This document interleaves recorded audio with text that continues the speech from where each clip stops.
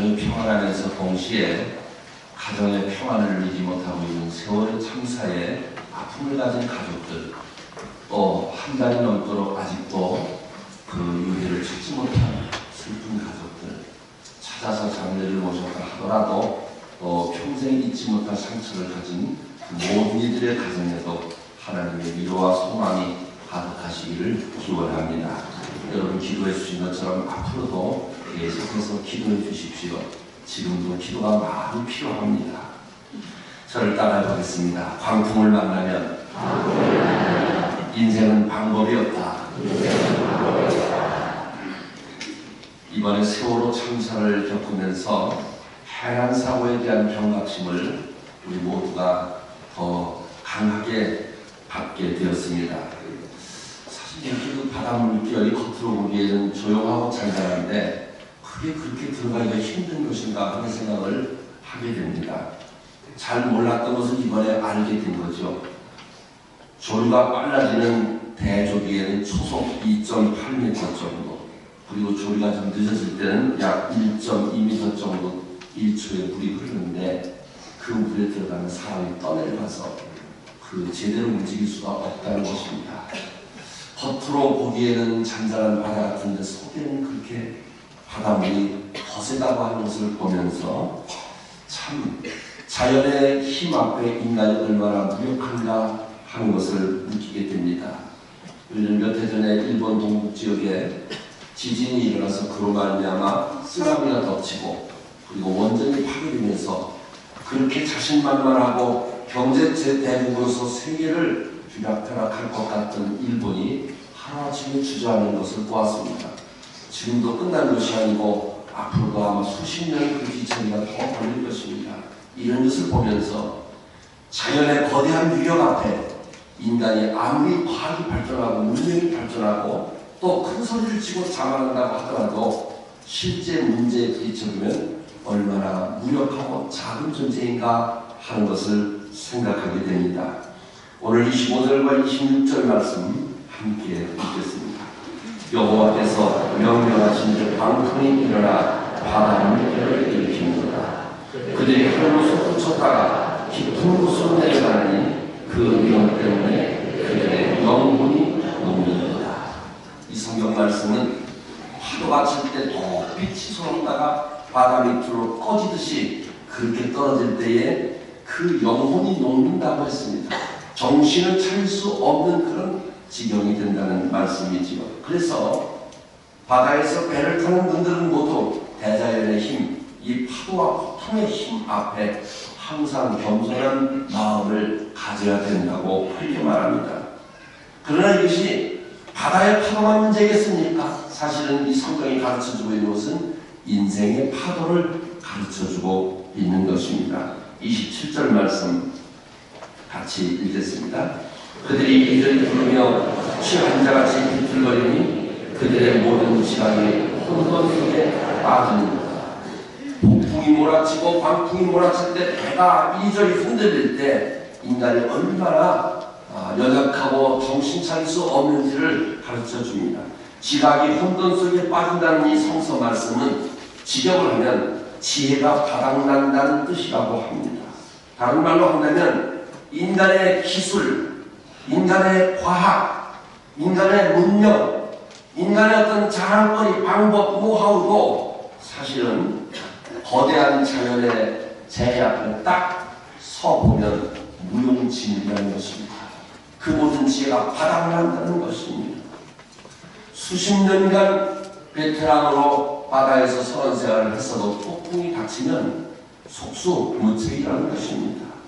우리는 지금부터 102년 전에 1912년 타이타닉호가 영국에서 출발해서 뉴욕을 향해서 가다가 침몰한 사건을 기억합니다. 타이타닉호는 지금 침몰한 세월호보다 100년 전에 지금보다 7배, 8배 더 큰 배입니다. 그 배에 타고 있던 1,500여 명이 다 익사를 했습니다. 그 당시 타이타닉호는 너무나 어마어마하게 튼튼하게 만들어져 있기 때문에 사람들은 이 배는 어떤 폭풍에도 좌초하지 않는다고 장담했습니다. 심지어 하나님이라도 이 배의 가는 길을 막지 못할 것이라고 큰 소리를 쳤다고 합니다. 그런데 빙산을 뛰치면서 이 배는 저 차가운 얼음바다에 그대로 주저앉아 버렸던 것입니다. 그렇게 보면 인간이 큰 소리를 치고 자만한다고 하더라도 어떤 사고 앞에 서게 되면 속수무책으로 주저앉는 것, 침몰하는 것을 우리는 보게 되는 것입니다. 이것이 바로 사건 이전의 인생이라는 것입니다. 따라합시다. 광풍을 만나면 인생은 방법이 없다. 그렇습니다. 광풍을 만나면, 사고를 만나면 인생은 갑자기 모든 방법이 다 무용지물이 되어버리는 것입니다. 성경에는 이런 이야기들이 여러 군데 있습니다. 요나는 하나님의 명령을 거역하고 다시스로 가는 배를 탔습니다. 그 배는 다시스로 가는 배였기 때문에 가장 유능한 선원들, 베테랑 선원들이 곳곳에 포진하고 있는 그런 배였습니다. 그런데 그 배가 얼마 가지 않아서 풍랑을 만나게 됩니다. 짐을 다 내버려야겠습니다. 유능한 선원들이 노를 저어보고 닥치를 올려보고 여러 가지를 다 해봤지만 인간의 방법으로는 감당할 수 없었던 것입니다. 그것이 바로 인생인 것입니다. 신약에도 있습니다. 사도 바울이 타고 갔던 호송선이 있습니다. 로마로 가는 배였습니다. 그런데 유라굴로라고 하는 거대한 폭풍이 불어왔습니다. 그 아래에 군인들이 많이 있었고 백부장이 있었지만 아무도 위력을 발휘할 수 없었습니다. 결국은 배 안에 있는 짐을 다 바다에 던져버리고 배는 파손하고 사람들은 몸뚱이만 겨우 살아나오게 되었던 것입니다. 결국은 보면 이것이 인생의 원리인 것입니다. 사고를 만나면, 사건을 만나면, 문제를 만나면 그렇게 자신만만했으나, 그렇게 큰 소리를 쳤으나, 그렇게 걱정 없을 것 같았으나 인간은 속수무책으로 주저앉거나 추락하거나 침몰한다는 사실입니다. 아마 우리 중에 앉아 계신 분들 중에도 언젠가 광풍을 겪었던 분들이 계실 것입니다. 죽느냐 사느냐는 길을 섰던 분들도 계실 것입니다. 어쩌면 지금 바로 이 순간에도 광풍 속에서 내 인생을 정신 차리지 못할 만큼 지금 어려운 문제들과 실험하는 분들도 계실 것입니다. 사람은 아무리 큰소리치고 아무리 자신만만하고 나에게는 괜찮을 것 같지만 생각지도 못한 순간에 이런 광풍이 닥쳐오고 비극이 덮쳐오는 것입니다. 그러나 저를 따라해 봅시다. 주님과 함께하면 걱정할 것 없다. 아멘. 어떤 광풍이 닥쳐와도 어떤 파도가 덮쳐와도 주님과 함께라면 걱정할 것이 없습니다.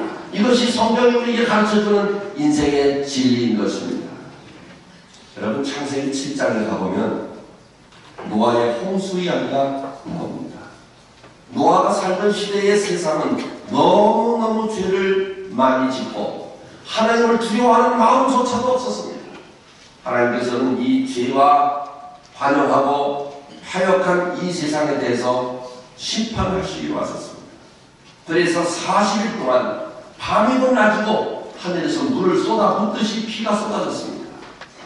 강들이 넘치고 바다가 넘치고 드디어는 산들이 다 잠기는 대홍수가 일어났습니다.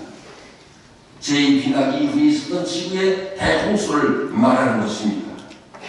그런데 온통 세상이 물에 잠기고 산 꼭대기까지 물에 잠기는 그때에 배가 하나 떠올랐습니다. 그것은 방주입니다. 그 방주는 노아가 하나님의 명령을 받들어서 120년 동안 만든 것이었습니다. 하나님은 홍수로 세상을 심판하신다 하더라도 살릴 사람을 살리고 구원할 사람을 구원하기 위해서 노아에게 방주를 만들라고 했습니다. 그 배는 밑에서 물이 들어오지 않고 위에서도 비가 새지 않는 그런, 글쎄요, 현대식으로 말하면 잠수함 같다고 할까요? 전초 배라고 할까요? 이런 특수한 배를 만들게 했습니다. 그래서 온 세상이 물바다가 돼서 다 멸망하게 되었지만 노아의 8 식구와 그리고 그 방주에 들어갔던 생물들의 조상들이 거기서 살아남게 되었던 것입니다. 창세기 7장 23절은 이 기록에 대해서 말씀합니다. 지면의 모든 생물을 쓸어버리시니 곧 사람과 가축과 기는 것과 공중의 새까지가 이들은 땅에서 쓸어버림을 당하였으되 오직 노아와 그와 함께 방주에 있던 자들만 남았더라. 세상이 물바다가 되어서 세상이 물로 다 뒤덮여서 다 죽게 되어서도 방주에 들어갔던 노아의 8 식구와 생물들은 생명을 건졌습니다. 따라합시다. 홍수를 만나도 광풍을 만나도 걱정할 것 없다. 방주 안에 있기만 하면 사는 것입니다. 방주 안에 들어가기만 하면 생명을 보존할 수가 있습니다. 성경에 보니까 방주는 호페르 나무로 만들었다고 합니다. 호페르 나무라고 하는 것은 아주 단단한 옛날 나무인데 그 나무로 방주를 만든 다음에 나무와 나무 사이 이어진 곳을 모두 역청으로 칠해서 방수를 했습니다. 그러니까 이 배는 하나님께서 세상을 물로 심판하시면서도 그 물 가운데서 건져야 될 사람을 건져야 되기에 특별한 배를 만드십니다. 물이 솟아 올라오지 않고 위에서 비가 와도 새지 않는 그런 특별한 배를 만드신 것입니다. 이 배가 무슨 배이겠습니까? 신약에서는 예수님께서 십자가에 달리셔서 보혈을 흘려주심으로 우리 모든 죄인 인간들이 구원받고 살 길을 열어주셨습니다. 그렇습니다. 예수님의 십자가의 나무에서 예수님이 피 흘리신 보혈의 공로로 다 덧칠해서 세상의 죄와 사망에 들어올 수 없도록 완전히 막아준 곳, 그곳은 하나님이 사람을 살리기 위해서 지어진 교회라는 배인 것입니다. 이 구약의 방주는 신약의 예수님의 십자가와 보혈로 지어주실 교회를 상징하는 것입니다. 오늘 우리에게는 구약의 저 방주가 이 공릉교회가 우리에게 방주라고 믿습니다. 그래서 물로 심판할 그 당시에는 도덕적으로 그 사람이 훌륭하냐 훌륭하지 않느냐 상관없습니다. 그 사람이 양심적이냐 비양심적이냐, 그 사람이 착한 사람이냐 악한 사람이냐 상관없습니다. 배 안에 들어가는 사람은 살았습니다. 저는 이 교회가 그런 방주라고 믿습니다. 여기 들어와서 하나님의 말씀 안에서 거하게 되면 우리는 홍수 속에서도 풍랑 속에서도 폭풍 속에서도 광풍 속에서도 하나님이 건져 주시리라고 믿습니다. 28절과 29절 말씀을 우리 함께 읽겠습니다. 이에 그들의 고통 때문에 여호와께 부르짖으며 그가 그들의 고통에서 그들을 인도하여 내시고 광풍을 고요하게 하사 물결도 잔잔하게 하시는다. 그렇습니다. 인생은 광풍을 만나도 교회에 와서 자신의 죄를 회개하고 하나님 앞에 부르짖어 기도하면 하나님께서는 그 회개의 기도, 부르짖는 기도를 외면하지 않으시고 그 기도를 들으시고 광풍을 잔잔하게 고요하게 하시고 물결을 고요하게 조용하게 해주시고 고통에서 그들을 건져주시겠다고 약속하셨습니다. 사랑하는 성도 여러분, 이 교회 안에서 믿음 안에서 신앙 안에서 말씀 안에서 하나님 앞에 기도하면서 우리 생명이 예수 그리스도의 보혈로 건져받은 것을 감사하시기를 바랍니다. 인생을 살다 보면 우리는 수십 번 이런 요란한 광풍과 풍랑을 만나게 됩니다. 그럴 때에 내 생각에는 이렇게 하면 될 것 같고 저렇게 하면 될 것 같고 자신만만하던 것 같지만 정작 문제에 부딪혀보면 우리는 속수무책이 됩니다. 인간의 능력으로 광풍을 넘어서지 못합니다. 인간의 기술로 방법으로 사람의 도움으로 그걸 극복하지 못합니다. 그러나 나사렛 예수 그리스도의 이름을 의지하고 나가면 어떤 광풍도 어떤 풍랑도 어떤 홍수도 넉넉히 이기고 남습니다. 그런 의미에서 보면 인생의 문제는 물질의 문제가 아닙니다. 과학의 문제, 정치의 문제, 자연재해의 문제가 아닙니다. 모든 문제는 영적인 문제입니다. 왜냐하면 예수님과 함께 있으면 어떤 문제도 문제가 안 되는 것입니다. 그러나 주님을 떠나서 나 혼자 있으면 아무것도 아닌 문제도 엄청난 문제가 되어서 다가오게 되는 것입니다. 그러므로 오늘 우리는 인생에서 일어나는 모든 풍랑과 파도, 모든 홍수와 문제들이 영적인 것이라는 사실을 알아야 됩니다. 주님과 함께 있으면 문제될 것이 없는 것입니다. 이 교회 안에서 항상 주와 함께 동행하시기를 축원합니다. 때로는 건강의 풍랑이 닥쳐올 때가 있습니다. 죽느냐 사느냐 하는 기로에 설 때도 있습니다. 지금 우리 중에도 그런 분들이 있습니다. 그러나 걱정하지 마십시오. 주님과 함께라면 죽어도 살고 살아도 영원히 사는 것입니다. 어떤 분들은 사업의 광풍이 몰아쳐서 지금 다 무너지고 침몰하게 생긴 분들도 있습니다. 그러나 걱정하지 마십시오. 그 문제도 경제의 문제가 아닙니다. 주님과 함께라면 주님은 그 풍랑을 고요하게 하시고 물결을 잔잔하게 하시고 우리를 건져 주실 줄로 믿습니다. 자녀들 때문에 어떤 이는 가정이 지금 침몰 직전에 있습니다. 걱정하지 마십시오. 주님과 함께 하시길 바랍니다. 주님과 동행하시길 바랍니다. 주님과 동행한다면 그 모든 것들은 풍랑이 잔잔해지고 주님이 건져 주실 줄로 믿습니다. 걱정하지 마시기 바랍니다. 염려하시기 바랍니다. 낙심하지 마시기를 주님의 이름으로 축원합니다. 우리는 예수를 믿고 이 교회라는 방주 안에서 하나님의 말씀 안에서 구원받은 것을 감사하면서 또 하나 생각해야 될 것이 있습니다. 따라합시다. 교회는 유람선이 아니라 구조선이다.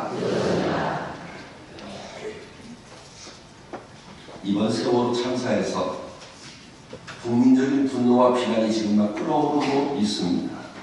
물론 이 모든 분노와 비난의 첫째 원인은 책임을 져버린 선원들에게 있고 또 그렇게 하도록 만든 선사에 있습니다. 선박회사에 있고 그리고 그 배후에 있는 사이비 종교인 구원파에 있을 것입니다. 돈 때문에 그 돈 몇 푼 때문에 사람의 생명을 죽도록 내팽겨친 그런 잘못된 것에 원인이 있고 비난받아야 될 것입니다. 그러나 지금 사람들은 그것만이 아니라 구조에 참여했던 해경과 정부 대책위원회, 대책본부 그리고 대통령에게 비난과 원망을 쏟아내고 있습니다. 사실 따지고 보면 대통령이 그런 일을 시켰겠어요? 구조하려고 간 사람들이 열심히 구조하려고 했지 설마 그렇게 놔주더라고 했겠어요? 그러나 수고도 하고 노력도 하고 애를 많이 썼음에도 불구하고 뻔히 죽어가는 사람들을 눈으로 바라보면서 한 명도 구조하지 못했습니다. 어떤 이는 이게 국가냐 하고 묻고 있습니다. 생명을 구조하기 위해서 한시가 시급한 그때에 늑장을 부리고 우왕좌왕하고 그리고 잘못된 것을 거짓도도로 덮으려고 하고 이런 속에서 생명을 구할 수 있었는데 구하지 못하도록 시간을 놓친 것, 기회를 놓친 것 때문에 지금 국민들은 분노하고 있는 것입니다. 여러분 상식적으로 생각해도 사람이 물에 빠져 죽을 때 제일 먼저 급선무를 해야 되는 게 뭡니까? 두말할 것도 없습니다. 그것은 죽을 사람을 살려내고 건져내는 것입니다. 그게 제일 급한 것입니다. 높은 사람이 오고 아무리 예전을 잡는다 하더라도 죽을 사람 살리는 것보다 더 급할 수가 없습니다. 어느 부서에서 어느 조직에서 이것을 사고를 전담할 것이냐는 관할의 다툼도 생명을 살리는 일보다 더 중요할 수는 없는 것입니다. 구조활동을 홍보하고 언론에 잘 보도하는 것도 생명을 구조하는 것보다 더 중요할 수는 없는 것입니다. 따라합시다. 최우선하는 일은 죽을 사람을 살리는 것이다. 그렇습니다. 그 문제는 저는 정부도 노력을 했다고 믿습니다. 대통령도 최선을 다했어요. 다 잘했어요. 그런데 죽을 사람을 살리는 일만큼 더 중요한 일은 없는데 순서들을 혼동했다는 것입니다. 저는 이렇게 쏟아지는 비난과 분노를 보면서 생각해 봅니다. 우리 사회에 썩은 것, 잘못된 것은 이번에 잘 고치는 기회가 되면 전화위복이 되어서 그래도 역사의 한 발전을 이루게 될 것입니다. 꼭 그렇게 해야 될 것입니다. 그러나 신앙적으로 한 번 더 생각해 보는 것입니다. 이렇게 사람들의 비난과 분노는 두려워하지만 하나님 앞에 섰을 때 교회는 자기 본질, 자기 사명을 제대로 하고 있는 것인가 하는 생각을 해보는 것입니다. 물에 빠져 죽어가는 사람들에게 제일 필요한 것은 그 사람을 건져서 살리는 것이 제일 먼저이고 제일 중요하고 제일 우선해야 되는 것입니다. 그래서 그것을 편안한 항구로 인도해 주는 것, 그것이 제일 먼저 해야 될 일입니다. 오늘 성경 본문이 그렇게 말씀해 줍니다. 30절 말씀 주셨습니다. 그들이 평온함으로 말미암아 기뻐하는 중에 여호와께서 그들이 가는 항구로 인도하십니다. 교회의 본질적인 사명은 물에 빠진 자를 구원해서 평안한 항구로 인도해 주는 것이다 말입니다. 그런 면에서 보면 교회는 구조선입니다. 교회는 사람을 살리는 생명선입니다. 최우선 과제는 사람의 생명을 살리는 것입니다. 그런 의미에서 우리 공릉교회가 구조선이요 생명선이라는 사실을 잊지 마시기 바랍니다. 따라합시다. 교회는 구조선이다. 생명선이다. 신학교에 가면 교회의 5대 사명을 가르칩니다. 5가지 교회가 가지고 있는 사명이 있다는 겁니다. 한번 배우는 의미에서 따라해 보시겠어요? 예배, 교육, 선교, 친교, 봉사. 이 5가지가 교회가 꼭 해야 될 사명입니다. 예배 드리지 않으면 교회가 아닙니다. 예배를 드려야 됩니다. 이 교회 사명입니다. 하나님의 말씀을 가르쳐야 됩니다. 하나님의 말씀을 가르치는 것은 나의 주님의 명령입니다. 또 복음을 전해야 됩니다. 복음을 전하지 않으면 교회가 아닙니다. 교회는 친구를 나눠야 됩니다. 십자가의 사랑으로 서로 섬기고 서로 돕고 사랑을 나눠야 됩니다. 이 친구, 그리스도의 사랑 펠로우십이 없으면 교회답지가 않습니다. 그리고 교회는 봉사하는 곳입니다. 내가 받은 은혜만큼 남을 섬기는 곳입니다. 세상에서 소금이 되고 빛이 되는 것입니다. 이 5가지는 어느 것 하나도 빼놓을 수 없는 교회의 본질적인 사명입니다. 그런데 이 5가지 중에서도 핵심이고 가장 우선적이고 중심적인 것이 무엇이냐 하면 선교라고 하는 것입니다. 복음을 전하는 것. 그렇습니다. 예배는 하나님께 영광을 돌리고 하나님의 은혜를 받지만 예배가 마치면 나가서 복음을 전해야 하는 것입니다. 이것이 기독교 2000년의 역사인 것입니다. 예배는 복음 전도로 이어져야 되는 것입니다. 하나님의 말씀을 배우고 가르치는 것도 남은 배우고 많이 지식을 쌓기 위해서 하는 것이 아닙니다. 배운 말씀, 내가 달고 닦은 말씀을 가지고 나가서 전해야 되는 것입니다. 우리가 이곳에서 그리스도의 사랑을 나누고 섬기는 것도 우리끼리 좋은 장소를 만들고 친교를 공동체를 이루자는 것이 아닙니다. 우리가 구원한 사람들 주 예수의 사랑을 섬기고 함께 힘을 모아서 복음을 전하자는 것입니다. 세상에 봉사를 한다고 해도 기독교는 자선단체가 아닙니다. 사회복지단체가 아닙니다. 소금과 빛이 되어서 선행을 함으로 하나님께 영광을 돌리고 복음의 문을 열어가야 되는 것입니다. 그런 면에서 보면 교회의 5가지 사명을 말한다고 하더라도 그것의 핵심은 결국은 복음을 전하고 선교하는 것입니다. 그런 면에서 주님께서는 교회를 세우실 때 이 교회가 유람선이 아니라 구조선으로 세워주신 것입니다. 오늘 이 사실을 우리는 가슴속에 깊이 새겨야 하겠습니다. 복음 전도보다 더 중요한 것은 없습니다. 모든 것은 전도를 위해서 되어져야 되는 것입니다. 그러나 오늘 많은 교회들이 구조의 사명을 뒷전에 두고 배를 유람선으로 개조하고 있습니다. 우리끼리 재미있는 교회, 우리끼리 은혜 넘치는 교회, 우리끼리 즐겁고 행복한 교회, 나가서 생명을 구원하지 않고 우리끼리 아름답게 파티하는 그런 유람선 같은 교회를 사람들은 자꾸 원하고 그렇게 모인다는 것입니다. 아닙니다. 적어도 지금 저 죄악의 바다에서 죽어가는 사람 손을 붙잡아주기를 기다리는 사람이 한 사람이라도 있는 한 교회는 한국 예배에서 정박해서 파티를 즐길 수 없는 것입니다. 한 사람이라도 구원해야 될 사람이 있는 한 교회는 우리끼리 내부적으로 즐거운 유람선이 될 수 없는 것입니다. 생명줄을 던지고 생명선을 보내서 그 영혼을 구원해야 되는 것입니다. 파도를 헤치고 나가서 한 생명이라도 더 구조해야 되는 것입니다.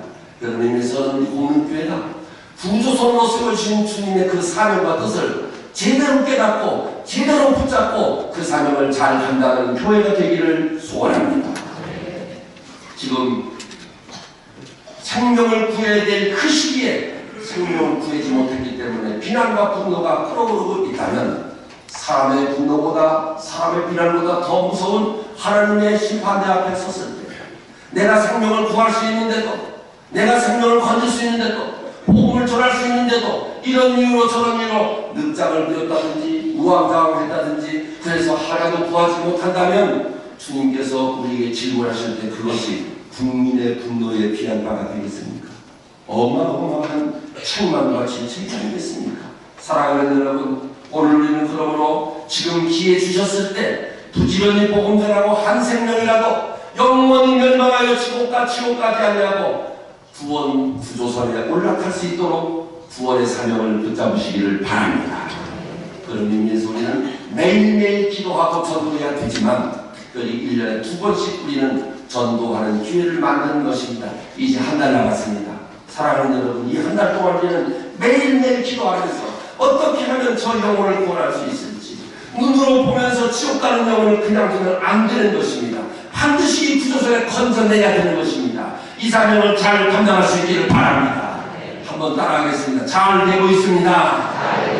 기도하면 됩니다. 아멘. 우리가 기도하고 나가면 주님이 눈에 띄게 해주실 줄로 믿습니다. 복음을 전하는 받아들일 수 있는 사람을 주실 줄로 믿습니다. 그래서 우리가 한 달 동안 또 일생 동안 늘 복음을 전하고 주님 앞에 섰을 때 잘하였도다 착하고 충성된 종아 칭찬받고 상급받는 귀한 동문교회 성도들이 다 되시기를 주님의 이름으로 축원합니다. 기도하겠습니다. 주님, 우리 공명교회를 세상의 바다에서 영혼을 구조하는 구조선으로 세워주신 것을 다시 한번 가슴에 새깁니다. 그동안 복음 전하지 못하고 영혼을 구하지 못했던 저희들의 무능함과 늑장과 우왕좌왕한 것을 용서하여 주시옵소서. 이제 원하오니 구조대원으로서의 사명을 잘 감당케 하여 주시옵소서. 우리 공동교회가 구조선이 되고 생명선이 되고 수많은 영혼들을 구원할 수 있도록 축복하여 주시고 사용하여 주시옵소서. 예수 그리스도의 이름으로 기도하옵나이다.